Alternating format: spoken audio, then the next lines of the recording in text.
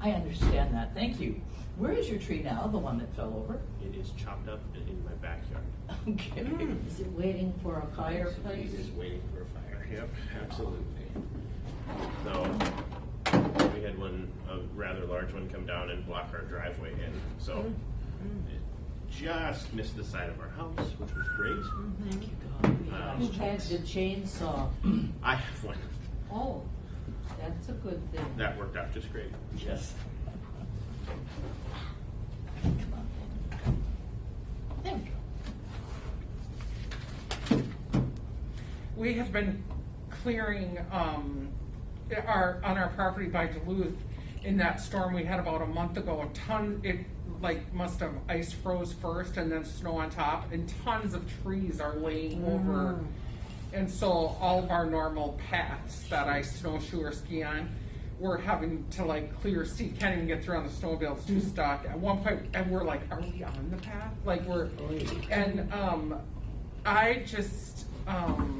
So I've been doing lots of trail grooming and then I think I'm gonna Moving branches. Steve's been doing the chainsaw and I've been doing the lopper, but I think I'm gonna buy a little 10-inch chainsaw for Oh yeah, myself. those are great. And but one of the things is I was on snowshoes and he was on the snowmobile, and I just thought it was a little stressful for me to watch him with the chainsaw in 3.5 to 4 feet of snow.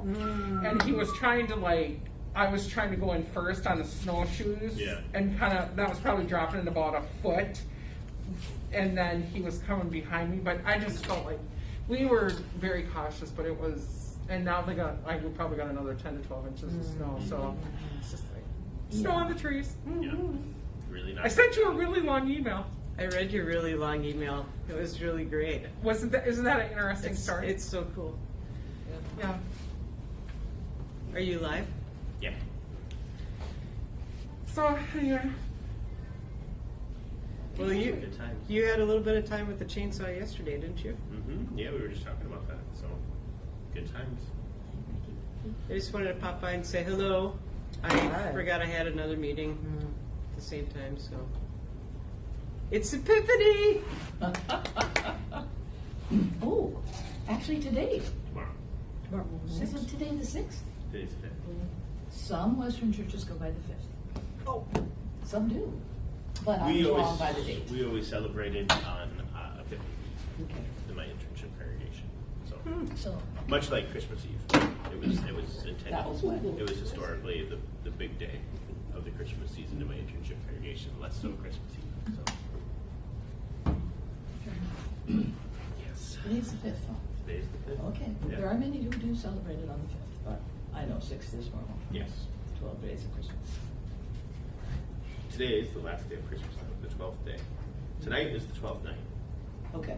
Yes. So if you're a 12th night celebrator, tonight is your night Tonight to is celebrate. Yes. But we did get a couple of requests when I called everybody at Norris to please sing Christmas carols next time. A couple of folks were really expecting us to be there yesterday and wanted to sing carols. Well, it was impossible to get out yesterday. So. I made that clear. Yep, it was one of those things. So.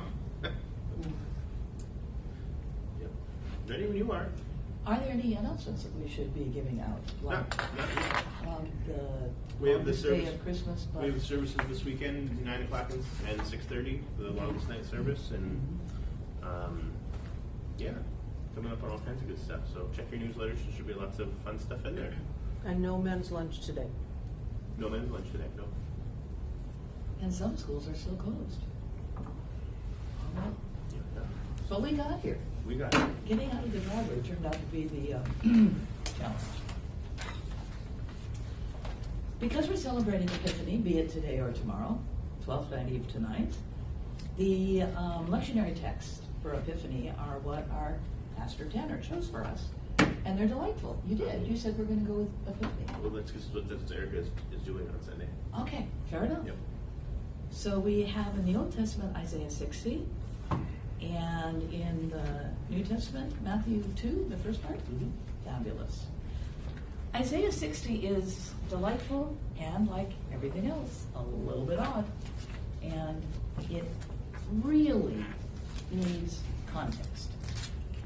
And I was asked during this crowd to bring context again. I thought all of you were sick of context. But this is context.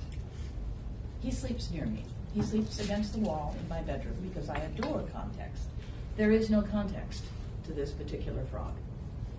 You don't know whether he's about to be eaten or has just eaten the best meal of his life, whether he's about to jump or he's just landed. There's no context. So his name is context. And I know I've said this before, and I apologize, but following my pastors, it really helps to know when a certain text was written, at least to get an idea. And as long as we go into Isaiah, that's a little tricky. The first 39 chapters, the prophet Isaiah has the name Isaiah, son of Amoz, Z. After chapter 39, you'll never see that name again. It used to be thought, and it's mostly true, that Isaiah, the first 39 chapters were written before the first exile, so in the 700s, 750, 740, 730 BCE, and everything was taken down by 722, first exile, except Jerusalem. But that's a whole other story. The reason that matters is those folks were preparing for the Assyrians coming. Those in the second part, starting with comfort ye my people, there's no more mention of Assyrians. They're gone. But there's hope in darkness. There's a lot of talk about hope, comfort ye, the light is coming, which is borrowed from the first part of Isaiah, and there's light coming. And Isaiah 60 is all about the light. But I think we lose a lot of Isaiah 60, the chosen chapter for Epiphany, if we don't know Isaiah 59. The juxtaposition between light and darkness in 59 and 60 is startling. And if you bend your minds all the way back to before 722 BCE, when the Assyrians were coming, there were fields, there was farming, there was agriculture, there was a king, there were all sorts of good things. After Isaiah 39, starting with 40 and through the end of 66, there's salted farmland, there's devastated buildings, there's really dicey rulers, there's a lot of problems. And yet those chapters speak hope spectacularly. But they also bring up the darkness that the people are living through. Good stuff in Isaiah, first 39 chapters until the war, of course. Second chapter, these folks are getting hope in a lousy time.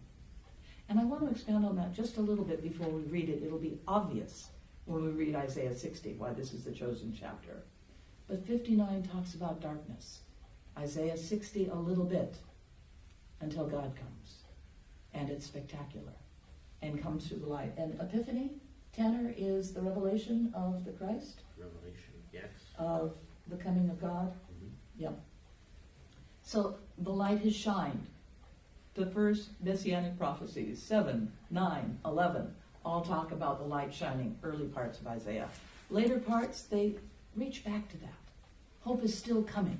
Even though everything you see around you is deserted, desolated, hope is coming. So the last chapters, from 40 on, were written after the exiles, and that's all we need to know. People keep dividing them, and now they're undividing them, and it doesn't matter. These guys have gone through horrible stuff. And that's historically, contextually. Isaiah 59 is all about people who have no solid leadership, who have gone astray, who have gone into awful things because there is no leader to lead them. Because the leaders they have are dishonest. They can't control the people. Life has fallen apart. And then we get to Isaiah 60. Could we start with Isaiah 60, verse 1, and go through verse 7? I know that that only goes through 6, but let's go through verse 7. And would you start us? Yeah? Absolutely. You just want to do a verse at a time here? Why don't we do that? We'll just Sure. go around, and I'll get to read this time. And you can end us up, Sandy, beautifully. Isaiah 60, starting with verse 1. Arise, shine, for your light has come, and the glory of the Lord has risen upon you. For darkness shall cover the earth, and thick darkness the peoples. But The Lord will arise upon you, and his glory will appear over you. Nations will come to your light, and the kings to the brightness of your dawn. Thank you. Lift up your eyes and look about you. All assemble and come to you. Your sons come from afar, and your daughters are carried on the arm. Then you shall see and be radiant. Your heart shall thrill and rejoice, because the abundance of the sea shall be brought to you. The wealth of the nations shall come to you. A multitude of camels shall cover you, the young camels of Midian and Ephah. All those from Sheba shall come. They shall bring gold and frankincense, and shall proclaim the praise of the Lord. Thus endeth the lesson. However, verse 7. All the flocks of Kedar shall be gathered to you, and the rams of Nebaioth shall minister to you. They shall be acceptable on my altar, and I will glorify my glorious house. There is no end to this. And it continues on for the entire chapter. But I'm not sure why we're preferring camels and we're shutting out the sheep. So I put in verse 7. I do actually know why. Deborah, would you read verse 6 again? Herds of camels will cover your land, young camels of Midian and Ephah, and all from Sheba will come, bearing gold and incense and proclaiming the praise of the Lord. Yours says incense. It does. What Bearing gold version? and incense.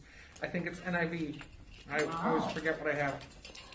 Because mine says gold and frankincense. Do you see what they're going for? NIV Study Bible. Okay, nice. I love having the NIV and the NRSV together. Those are the two greatly respected scholarly books, but that's fun. Anybody? Why are we having camels, gold, incense, and frankincense? Are they trying to reflect back to something? We're excited about the Magi. Which, as Tanner will lead us, is what this is all about. However, I want to step back. We chose, or the lectionary folks chose, Isaiah 60 verse 1 to highlight the Christ. But Isaiah 61 verse 1 is the Spirit of the Lord is upon me, because the Lord has anointed me. He has sent me to bring good news to the oppressed, to bring the hope to the brokenhearted, to proclaim liberty to the captives, to release the prisoners, and proclaim the year of the Lord's favor. That's Isaiah 61:1. Now, I just got to say, I don't want to get mixed up here, but you said during a Jubilee year that they had to forgive everybody who owed them and all that kind of stuff, but this is not a Jubilee kind of year thing. Okay, great. I just Thank don't want you, to get Deborah. it No, confused. and everything that, well, all the commentators that I read, say that Isaiah 60, 61, and 62 are all of a unit. And they all proclaim salvation over and over and Okay. over again, and they do. And they're beautiful. But I don't want to read them without reading Isaiah 59, or at least referring to it, because that whole chapter is dedicated to people have gone astray, the leaders don't lead, the people don't know where to go, and they've all chosen evil and disruption and problems and... Sound familiar? Isaiah 59 is the leaders aren't leading and the people aren't following. And it's problematic. And their world is torn apart. There's nothing left. They're trying to eke out some sort of living in devastated farmland, cut down trees, but these were the healthy, good trees that had been cut down after 2 exiles. And so the poor of the land had been left, whereas anybody that could do them good in 722 was taken off to Assyria and made Assyrian. In 586 BC, different exiles happened, but that was the last one taken off to Babylon and allowed to be a people. Those that were left were devastated. They did finally come back in 538. They were allowed to come back. And lots of things were going on. Cyrus was the anointed one, which is really cute. But here in Isaiah 60, one will come from the Lord. From that one, there will be light. there will be shining, there will be hope, even in the midst of devastation worse than anything they could imagine. So when I read, I like to see how it affects our world today. Isaiah 60 constantly refers back to the first Isaiah, to the prophecies. Those who have lived in darkness have seen a great light. Those in the land dwelt in the land of deep darkness, on them light will shine. And Isaiah 60 is going back to those prophecies that spoke of the coming of the Messiah in a time of hopelessness. I mean, not just hopelessness yesterday and today, but hopelessness for the past 150 years. The Assyrians are gone. The Babylonians are gone. But there's nothing left of their land. And yet, the one who's writing hope lifts up hope. Does anybody else see any hope in these particular chapters? I mean, 60, 61, and 62? We've only read the first few verses of 60. I think it's kind of cute. I didn't know about the frankincense, certainly didn't know about the incense and the gold. But that starts to set off all kinds of bells in my head. So it's a perfect chapter.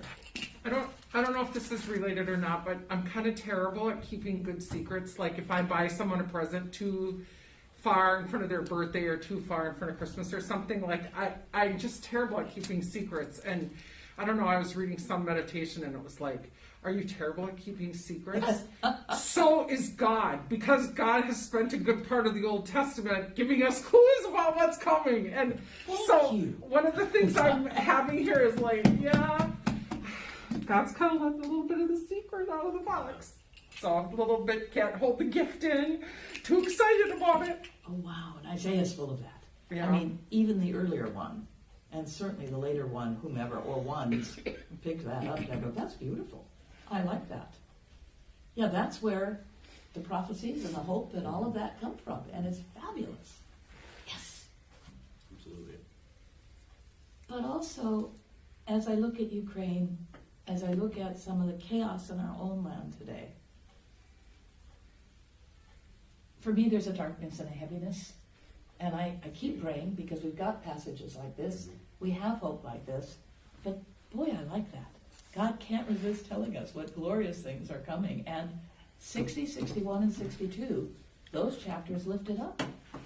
I love 61 because those are almost exactly the words that Jesus uses in his first sermon in Luke. The Spirit of the Lord is upon me. And, oh my goodness. And it says in Luke that he sat down and he opened the scroll of Isaiah and he started to read. And he told them, but I'll always look at this differently, Deborah, after your words. God has prophesied, given the words through the prophets.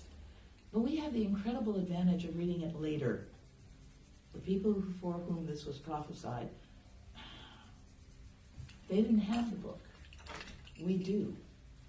And so I love going back into it and reading the promises that were played out so magnificently.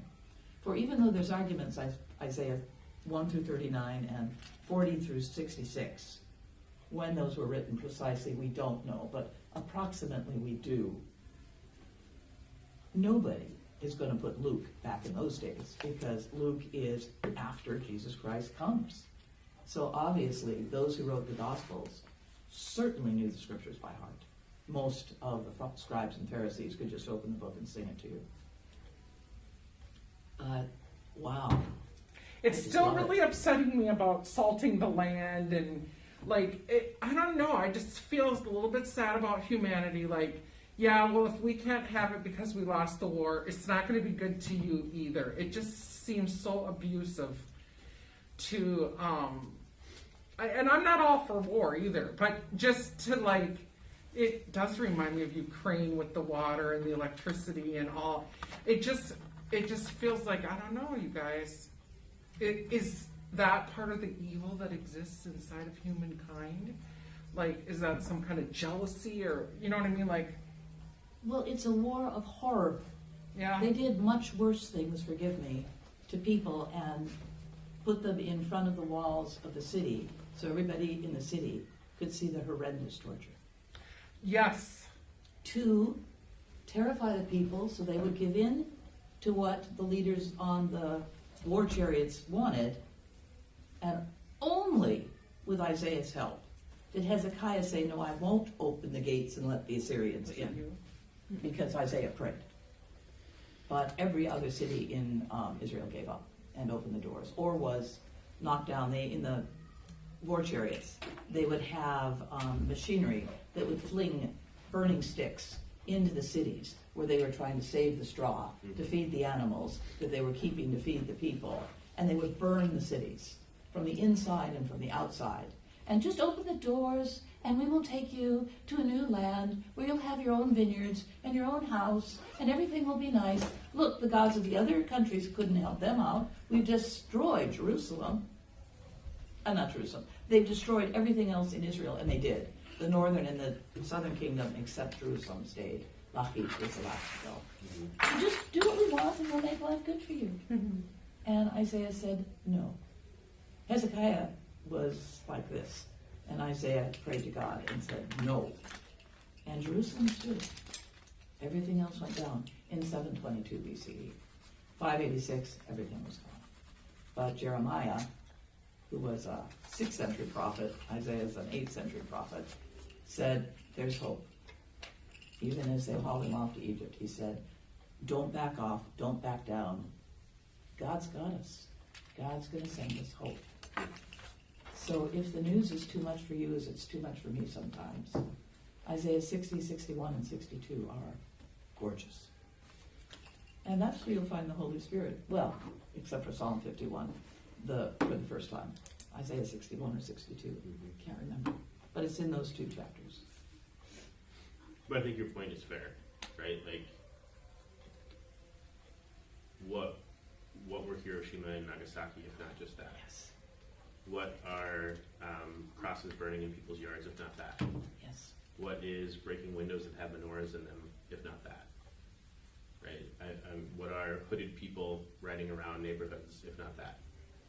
It is, you don't have to threaten an entire city and put tortured captives outside the gates of the city to send a threatening message that is, this is my place now, and you don't have a place here. Again and again and again. Right? That's unfortunately one of the things that's not relegated to the annals of history. It is a here and now reality that we live in each and every day. So, which is what I want to talk about today a little bit. So, it's just going to get more joyful from here, really. It's going to be great.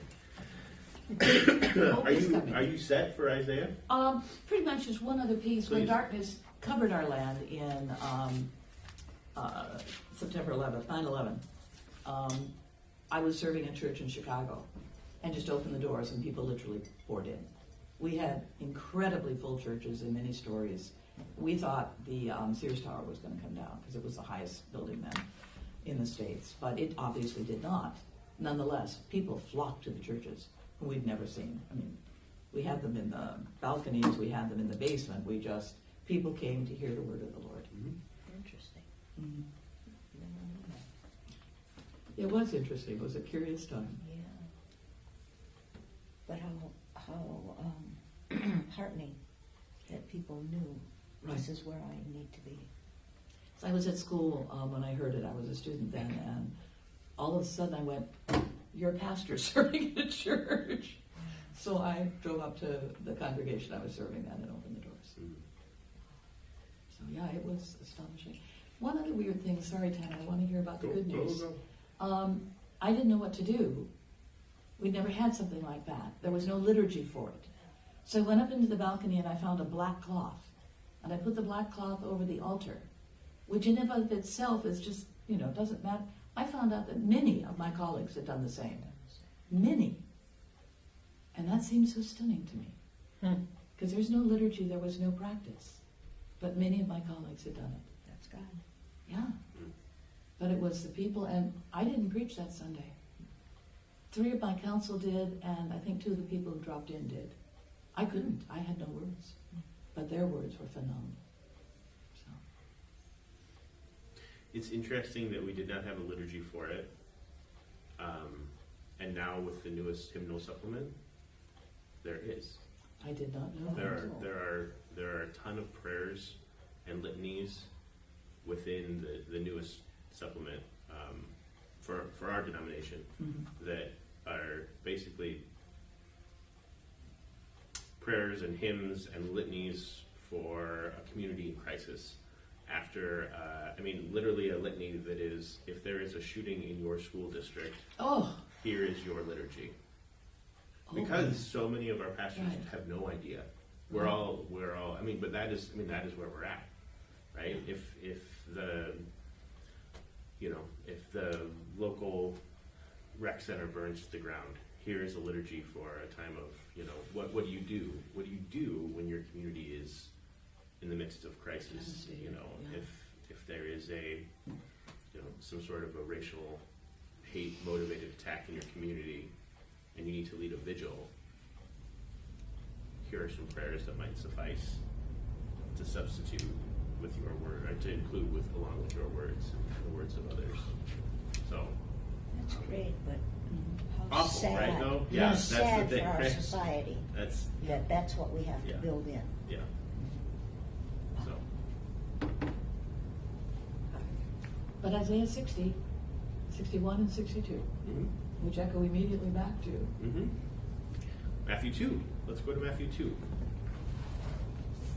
verses 1 through 12.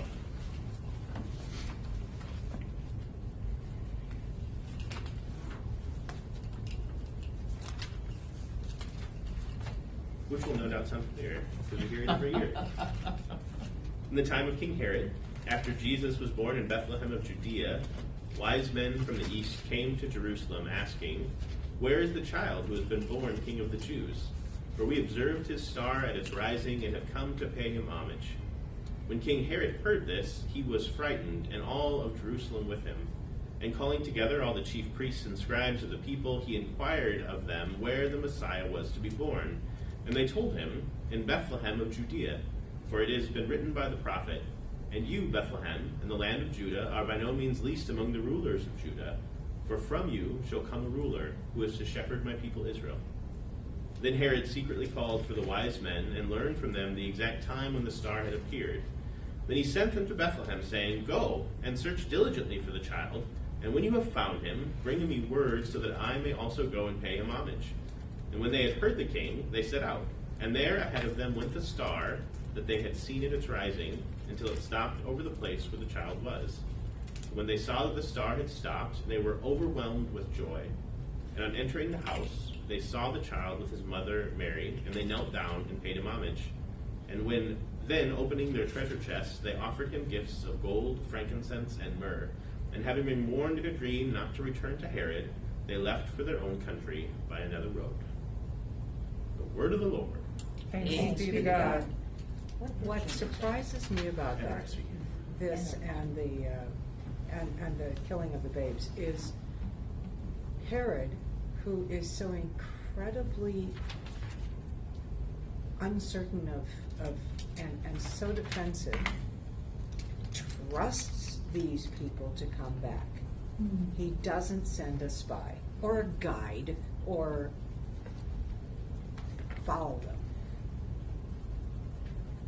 Seems really out of character. Yeah, he was probably one of our most suspicious. He was incredibly paranoid. Yeah, and the only thing that we hear about him after this is that he's dead. Well, I mean, after the slaughter of the innocents. Yeah. So, so if you were here on Sunday or you listened in on Sunday, you'll note that we kind of flip-flopped our days here. So verses 13 through 18, the continuation of this passage is the slaughter of the innocents, where the wise men return by another route, and Herod hears about this and has all of the male children killed, all the kids killed in and around the area. 2 years old and younger. 2 years old and younger, yes. Right. And this is the guy who was busy killing his own kids. Yes. So they wouldn't Right. threaten and take the throne away. Very occupied with killing. He Yes. was. So, Just the boys, though, right? I think his In Bethlehem, yes, just the Bethlehem, boy yes. children. Yeah. But of his kids, He killed pretty much all of them, regardless of gender. it would only be the boys really that would threaten him, that a girl would rise to the throne. But I've only heard his sons being killed. Yeah. I I'm don't not know sure about the others. rest of them. Oh, and one of his brothers. Well, of course, yeah, that was necessary as well. So thank you, Joan, for bringing that up, though, because I think it's really important to the context of this text that we recognize the fact that, like, this beautiful, wonderful birth story, or not even birth story, it's this narrative of the wise men having their epiphany and finding Jesus is the catalyst for what happens next in the slaughter of the innocents. Like, these two stories we split them up on 2 different days of the church year, but they are intricately intertwined. They inform one another. It is one story. And so much of the pericope is, so many of our scriptures are, but this one in particular is very much connected, and it can't be disconnected, and really have a good understanding of what's going on. So, with all that wonderful stuff in mind, is there anything that sticks out to you, or bits and pieces of the story that you want to touch on? I have like 3 things I want to touch on, but I'd love to hear what you would like to, what you see too.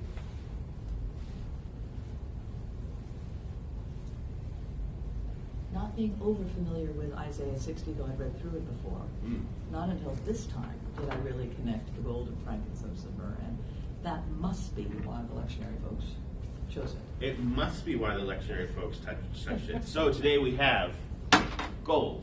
Oh, we wow. have Oh, good. frankincense. Marvelous. And we have myrrh. Wow. Can we smell the myrrh? Please do. Please, and you can smell the frankincense as well. If you'd like Myrrh is to. Myrrh is not lovely. no, myrrh is just I To mean, hide the smell of the dead. It's okay. What the purpose of it? This one's okay. It's expensive. It's incredibly expensive, right? And so the 3 gifts, I mean, historically, there have been dozens and dozens and dozens of different interpretations of why and what and how and all Don't the smell things. this too closely. I think this smells good. That one I think is not too bad. Some myrrhs that I have smelled are awful, but this one's not so Really? bad. And that little stick on there, if you want to put it on your wrist or something, do. you're more than welcome to. Not maybe not the stick, but the ball on the top of that. Yeah. So gold traditionally has been associated with kingship, right? You bring gifts of gold to a king. You bring gifts of gold to whoever your ruler is. If you have been conquered by the neighboring country, your rulers bring gifts of gold to the new rulers. Myrrh was used by primarily wealthier Jewish families in this time period as part of the embalming process, because it was incredibly expensive, very, very, very expensive, and so, but still would have been associated with that and known as that. And so theoretically, you have this idea of a king in Jesus, and then you have this idea that the myrrh represents what is to come. Foreshadowing. The foreshadowing. Yep. And then you have the frankincense, which, as we read in Isaiah as well, it's an incense, right? It's an incense, and we've lit these in worship, and I about choked out the vicar the last time that we lit him in worship, but that was fine. It was great. And it primarily was used by the priestly class within the temple, within synagogues. I mean, it was very much this is what you light for the incense that you let rise up to God. That very much that idea of when you are praying, this is the smell that rises up to God. And carries your prayers. And carries your prayers, Yes. right? Outside of the sacrificial nature of the smoke after a sacrifice sort of thing, this would have been the more ritualistic, liturgical praise Okay. sort of thing that would lift your prayers. The burning of the sacrificial animals, would that have smelled like bad, or would that have smelled like dinner was cooking? I've gone back and forth on this, and I really think that, like, at some point in time, something smelled like burnt hair. Okay. Like at some point in time, you're gonna get Yes. that. But the rest of the time, it's gotta just smell like you're grilling.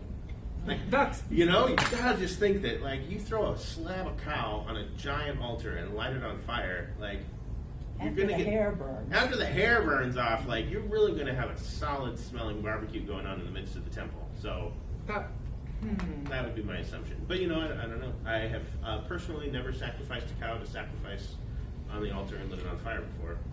But part of that, like, oh, sorry, go ahead. No, I was just gonna ask, isn't it frankincense that the priests put in and do their little, Different at different times, like within like what we actually use in the church. You can Yeah. buy like cubed frankincense. There is on the when we light incense on in our little gold Yeah. censer on the And we altar. do sometimes. We do sometimes. There we have a frankincense okay. blend Yeah. that you can Oh. use. I have found that if you use just frankincense, this is just hella intense. Like you will just choke yourself out because it's so pungent. It is so pungent.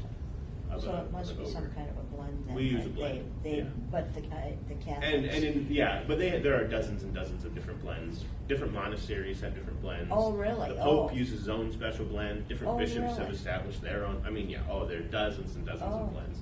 There are some that are only used on Christmas for the Nativity. There's a Nativity blend. I mean, if you ever really want to explore something fun, there's a little section at St. Patrick's Guild. You just wander right over there in St. Paul off Yeah. of Randolph. And, Yeah. Yep, you just have a heyday. That's where I find all my fun stuff. It's great. Okay, here's one thing that I think happens in the Old Testament and the New Testament, and we don't really teach in the church. So we have these guys coming to see them based on dreams. And then we have that they go to Egypt based on a dream. Mhm. And we don't ever like teach Christians how to sort out our own dreams from what might be a spiritual dream or how to deal with any of that. Yes, you are correct. Some traditions within Christianity do. Lutherans historically do not. Okay. That's just reality. Now, part of that is because, I mean, my version said wise men. What is yours? What does your NIV say in verse 1? I think it called them the Magi. The Magi, right? Yeah, okay. that, Which is Magi. which is literally just magicians. I mean, it's Yep. the same word, right? Yep. You know. So think about. But we have Joseph in the Wizards, right? Technicolor Dreamcoat, like he's dreaming. Like we have a lot of Yeah. dreams, and he's interpreting the other people's dreams, and we have a lot of dream stuff going on here. Especially, I mean, throughout the Old Testament, there's a lot of it. Absolutely. Prophets received the dreams. Early in the Gospels, there's more, but then by the time we get to Acts, there are at least 3 or 4 different instances of the writers saying, "Do not trust the Magi." Whatever, like, do not trust magicians, do not trust, condemned are the witches, right? yes. Things like that. And then that becomes very much embedded in historical Christianity, especially in Europe, and then it came over to the United States, which is why, I mean, you get the witch trials, and you get the Magnus. Oh man, there's this lovely book that was banned by the Catholic Church and put out by the Catholic, that was part of that Inquisition sort of like finding witches. It was for the witch hunters. I mean, there was literally a job that you could get and be appointed by a bishop to go and become a witch hunter, right? And like go around and find witches and do weird things like that. And it's Ghostbusters. fascinating. I mean, what we have done with it over the years, when in reality it is so deeply embedded in our scriptures because culturally it was so important, right? Like the reality is that it's still today in many cultures around the world, the idea of dream interpretation is deeply embedded in the cultural context of who they are. And in places in the world where Christianity came in later, and there was a dream interpretation culture already in existence, that has been latched onto and is very much a part of Christian life still today, generations on, because it took that native culture and combined it with this aspect of biblical Christian culture, and that was the thing they latched onto, right? And for Lutherans, we attached ourselves to grace alone. Catholics attached themselves more so to some of the liturgy and sacrificial nature of the aspects of the scriptures that we read. Different traditions attach themselves to different, the canon within the canon, right? The things that we take more seriously in the scriptures are different for different people and different traditions.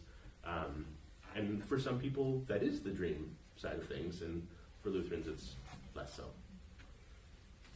So is For that better when or we talk worse. about mystics then? Is that part of Yeah, it? you can talk about the mystics, and Okay. I mean, you think about especially. I mean, there were male and female mystics, but primarily women. When you think about all of the historical mystics, and some of them being phenomenal writers, some of them being phenomenal artists, some of them being phenomenal musicians. I mean, Hildegard of Bingen. I mean, holy crap, her music is still. Yes. We have her music in our hymnals still today. I mean, and a number of those folks, Catherine of Siena, a lot of those mystics would have kind of fallen into this realm of, oh, this is the aspect of the faith that a lot of us don't hang out in, but they do, and that's okay. But it only works for people who somebody has said that's okay, right? Yep. Like, it worked really well for Catherine of Siena and Hildegard of Bingen, but it didn't work very well for the Witches of Salem, or Joan of Arc, right? You know, there were other women, historically women, who were burned at the stake because they did the exact same thing that Catherine of Siena and Hildegard of Bingen were doing. It's just that, you know, Catherine of Siena and Hildegard of Bingen came from relatively wealthy families, and they cloistered themselves, and they knew the right people, and they had the right connections, and so their writings are lifted up historically as this beautiful, wonderful bit of Christian art. And others, we Not so have much. almost none of their writings or their music left because it has been stamped out throughout the centuries. So I think that it is worthwhile to look at it, think about it, because they're definitely there, right? And we don't, and we use different words for them too. I think that's just fun. Like, you know, this one says the wise men. Jules always calls them the wise guys. There were astrologers. They were. You know, Yeah. They worked in magic. Zoroastrians probably, Absolutely. right? You know, I just pictured them like Gandalf floating in on the Yeah. camels. Yeah, I think Yes. that's But a they were. fun. And which is what they were, right? And we have, honestly, I think that the most fun thing about this particular passage, the historical thing about it, is that we have no idea how many there were. Yes. Right? Like, we always say 3, but that's because we associate it with a song. But none of that theology came And the out gifts, the until 3 gifts. and the that 3 you gifts, lifted right? up, yep. But in Orthodox tradition, there are 11. And did anybody else like start following them around? Like, we don't have anything to do. Let's follow these guys. See where they're going. Like, This was sounds it a whole fun. group of Is it people? like a So- conference? Are we going? Is this a Yeah. is it paid for? Is there a per diem? Like, what's Yeah. going on?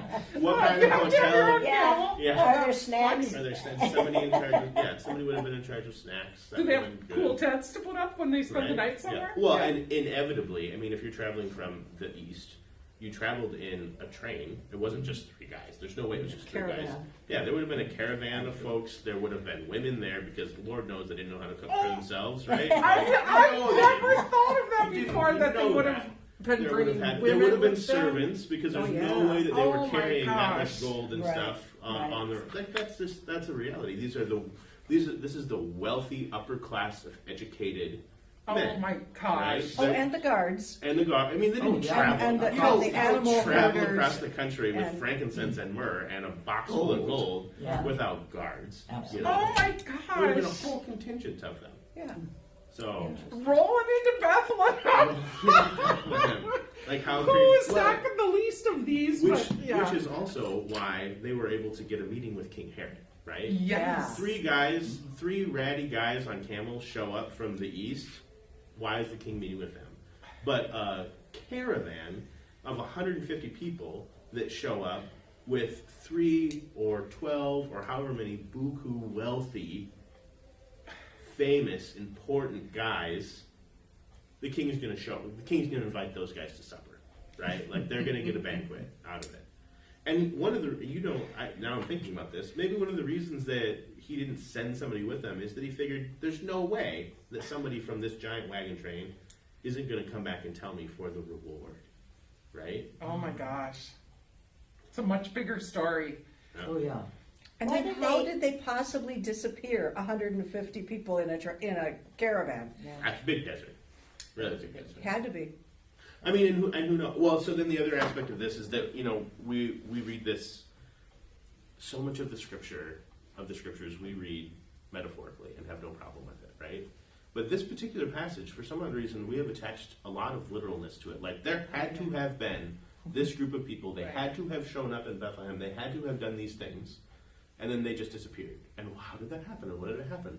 Or is this, and maybe that did happen, but is it not also just an incredibly powerful allegory of the fact that the people who first recognized Jesus are people who are pagan? Yeah. Who are the out, right? The Yeah. people who should not be able to recognize what God is up to, because how could God possibly be communicating through people who are not the in kin? There were so many jokes there's so many jokes at Christmas time on Facebook about the three magi showing up or whatever, because they're like, if they would have been women, they would have cleaned the stable, they would have made a casserole, Yeah. Yeah, they wouldn't have been 3 years late. they would have helped take care of the baby. You know what I mean? Yeah. And so to think that potential, that's kind of like, Yeah. Yeah. Why So did no. they want to meet with her? Because they didn't know where they were going, apparently. Apparently the star... And they thought Herod knew? Well, he's the king of Israel at the time. Okay, but- He's the king of the Jews. Yeah. It And might they be his think kid. there's going to be a new king, so they assume that he's had a He kid. didn't know. Okay. So they go to the king and they go to the palace with all of their fancy gifts, Yeah, thinking, okay, we'll give the fancy king a fancy gift, and maybe, Yeah. maybe they were sent as envoys from whatever country down the road didn't want to get conquered by Herod. Yeah. There's so many things that go along with this. But then at the end of this, they show up at the house, not a stable, a house says in Bethlehem, oh, it is, we're in Right. the house now? at Yeah, the we're home, at the at the house. home of. Okay, Yeah. they must have got room after the census. So right, well, and this was, Well, I mean, it's it's, really- like traditionally, this is years later. Yeah. So they have moved out of their stable and they have moved into a home. Or maybe they were in a home the whole time. Who knows? Because this is a little fuzzy because there's 3 different versions of the story and 3 different gospels. Because why not? And they kneel down and they see the child with his mother and they paid him homage, right? And they give him all this stuff, right? And I have a friend who said this week, this is Mary's baby shower. Think of Epiphany as Mary's baby shower. And I can't get it out of my head because now all I'm thinking is, what happened right after this? The death, the slaughter of the innocents, right? Yeah. And then Joseph has a dream, and they flee to Egypt. Now, Joseph and Mary and Jesus, Joseph is a carpenter, which is a skilled profession, but you're not making, Yep. right? Right. And you have to travel a long way. It is a long haul from Bethlehem to Egypt. On foot. In a land, and then you're moving to a land as a refugee, Yep. with people you don't know, speaking a language that you don't speak. And how do you live? Sure, he's got a skilled profession, but he's not going to schlep the workshop, right? You can't bring all of the things. But now what you have is gold and frankincense and myrrh, Yep. with which you can sell and potentially support your family. Right? Like all of a sudden this becomes the thing Yeah. that helps this family survive when they are refugees in a foreign land. Huh. Never thought of that. What if we called it the gift to the refugees? Which That it work. is, Wow. Never thought of that. Interesting. And they lived there for years. Yeah. It's I mean, they lived Till Jesus was like 8 or something, right? until Herod died. Mm-hmm. And then they came back and they moved to Nazareth eventually, right? And then we get the story of him in the temple when he was around 12 and all that stuff. So they're back by the time he's 12. But that's a lot of years. I mean, they might have been in Egypt for a decade. So 12, is that the age of maturity, manhood? Bar mitzvah bar- time? Yeah, It is today, but, Yeah. 13, or depending on your country. yeah. But I wish I knew. I don't know, John. Okay. But today it is, and That's that may be interesting. where the practice today comes from. I just don't know. Yeah. And we don't know if there would have been a bunch of other Jewish people in Egypt, like if it would have been like, hey, we just came down, they would have been like, all the Jewish people are kind of live around in this area. Here's this chunk. Here's your Here's your community. space, yeah. Yeah. Jeremiah, in the 500s, was taken down to Egypt, and there was a colony of Jews in Egypt, and it did persist for quite a while. I mean, hundreds of years. I'm not sure when that colony disappeared. But Jeremiah and his crew certainly established one 500s. We've got documents from that, but I don't know how long. And that would have been, though, this would have been 500 years later. And so, while the Roman Empire was large and well traveled, so people could definitely wander back and forth. But the reality is that Judaism in Jerusalem versus Judaism in Egypt probably looked a little bit different too, because people weren't making pilgrimage to the temple from Egypt on a regular basis like they were from Bethlehem, because it's a long way to walk, or take a camel for that matter, Right, and the Judaism in Egypt asked the Pharaoh, the second one, Philadelphus, if he would have the scriptures, which they no longer could read, in Hebrew, translated into Greek, and there came our very first, very best translation of the Old I just read Testament. that. which is cool, right? Yep, about 200, 250 BCE, so getting closer to when Yeah. Mary and Joseph and Jesus would have gone. So then the other side of this is, knowing what we know happens right after this. One of my favorite authors, who writes on these bits and pieces, notes that when the Messiah enters the world doesn't change, in the sense of brutality, anger, and violence continue.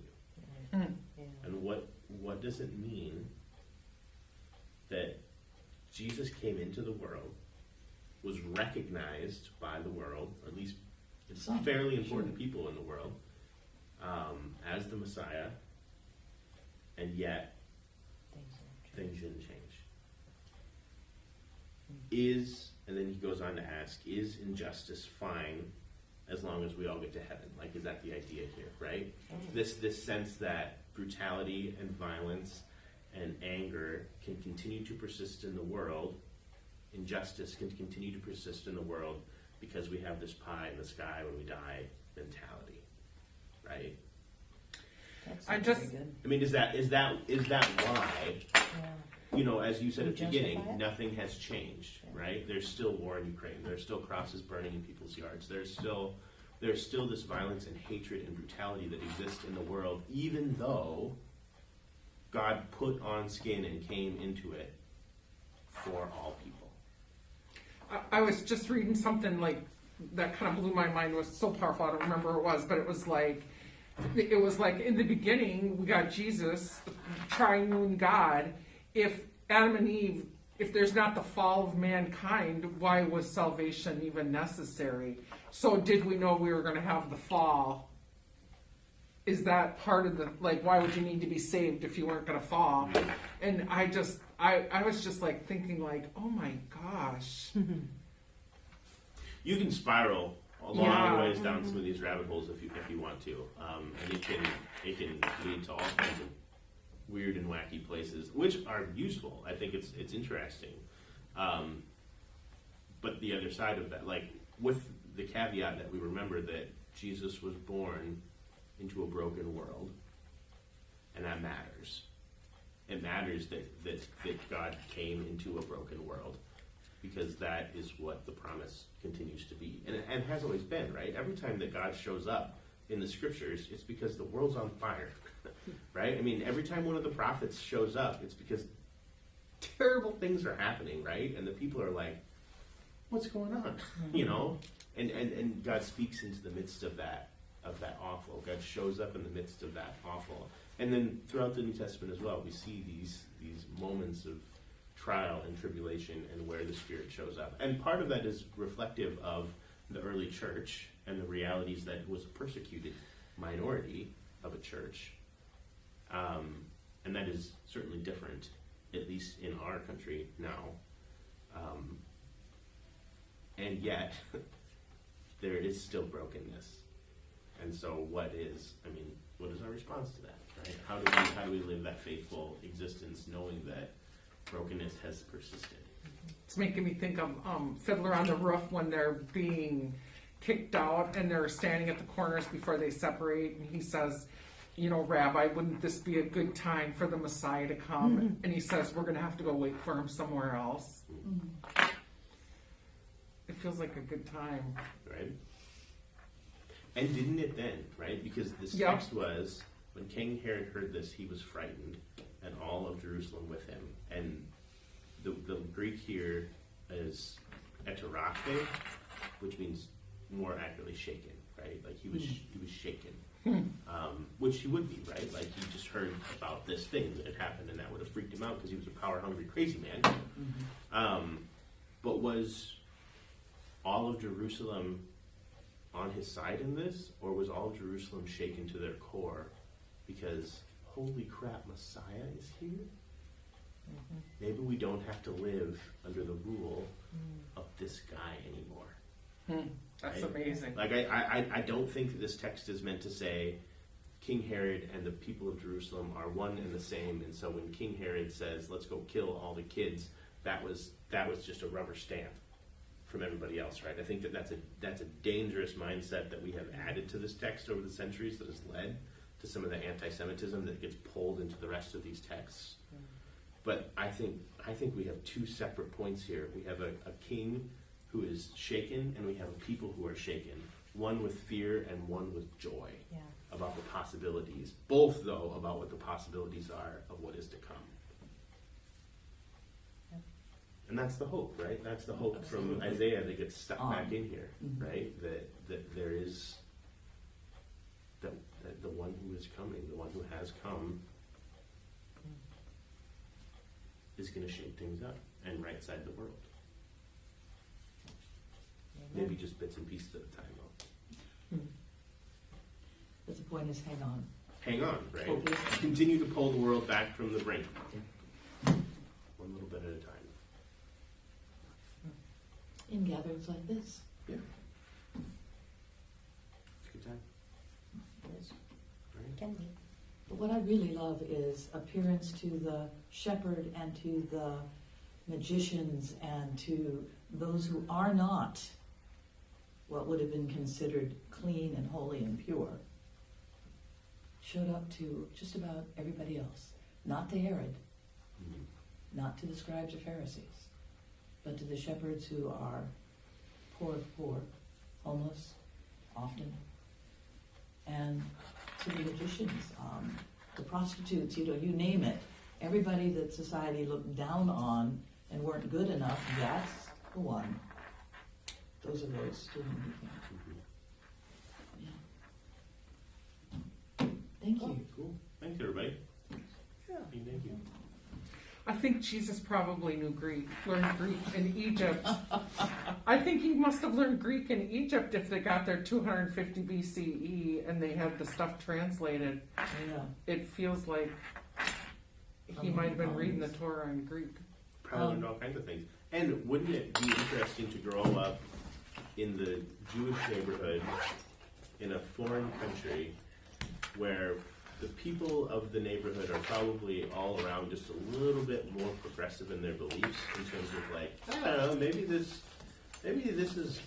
God is for more than just us, right? Because there's no way that you live somewhere for 500 years and don't intermingle and marry into the society around you, and then all of a sudden, so That's the interesting. husband is saved, but the wife is, worshiping Ra down at the other temple.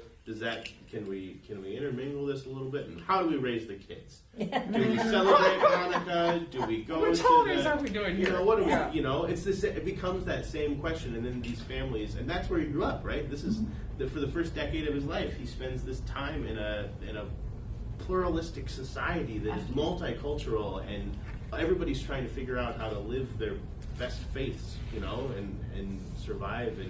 And there's no way that his dad could only sell carpentry to the nice Jewish families in town. He probably also had to sell carpentry to some of the nice Egyptian families and the nice other families that are floating around as well. And of course they got to know each other. And of course they figured out the different artwork. And of course they figured out the different skills and traditions and bits and pieces. And the greatest library in the world was there. And the greatest library in the world. And some of the Alexander. best In and the Alexandria. most amazing scholars in the world were floating around. And I mean, we have no idea where in Egypt he was living. He could have been living in the backwoods off of Highway 6 in the south my end gosh. of Egypt. I mean, but still, I mean, they probably would have been, exposed to so much more than what the average young Jewish kid in Jerusalem was being exposed to on a daily basis.